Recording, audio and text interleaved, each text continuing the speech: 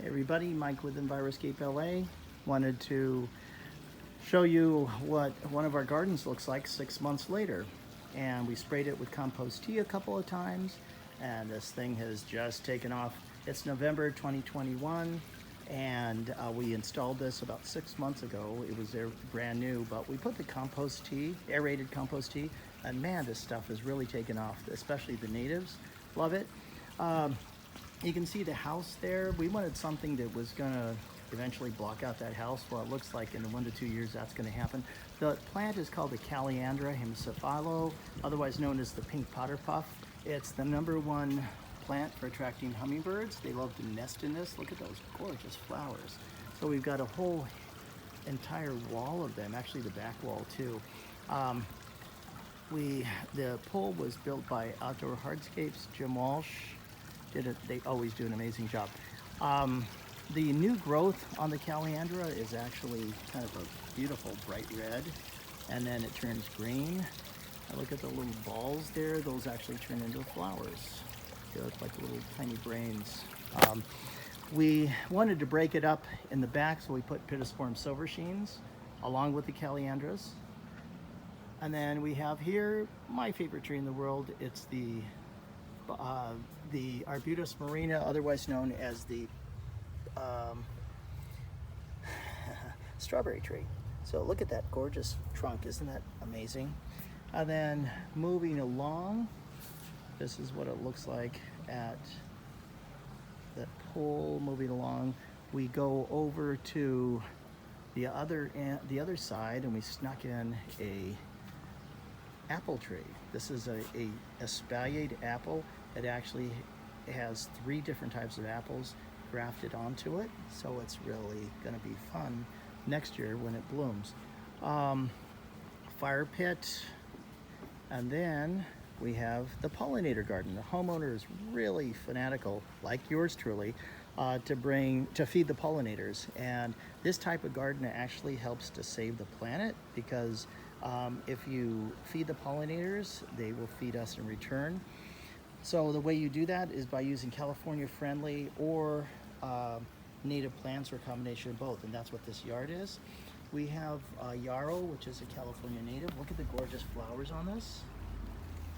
Some lavender, which is a California friendly. This is a native. It's called Mexican sage, Salvia leucantha. And as we meander down here, the flagstone pathway, this cassia tree, and check out those ginormous legumes. Those are seed pods. This cassia tree was the only thing that was left from the original design. The reason we put stones around here is because it protected the root system. We put the little infinity stairway. It doesn't really go anywhere, but it just kind of makes a nice addition.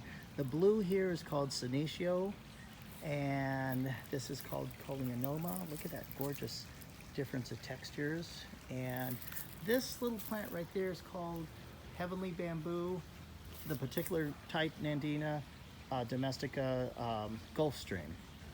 So moving forward, we have a little tiny ground cover between the stairs. It's called dragon's blood.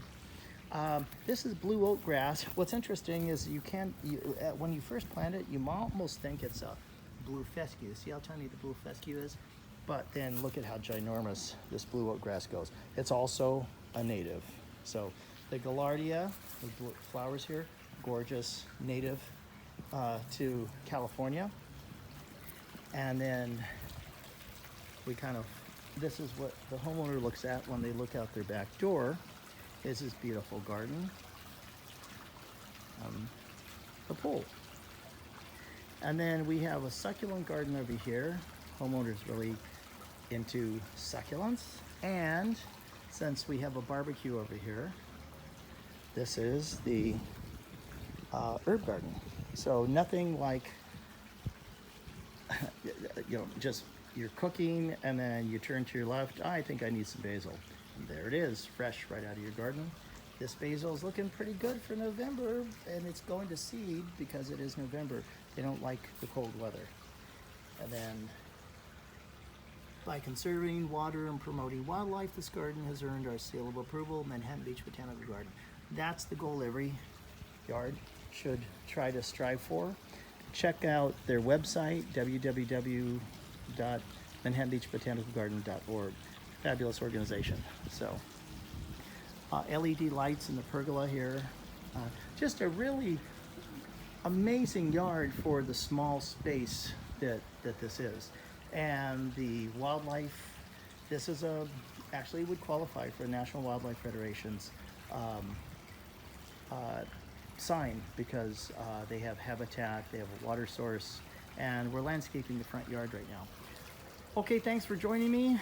This is kind of how it's done, how it should be done. Doing gardens like this are helping to save the planet one garden at a time. Thanks for joining us. Take care.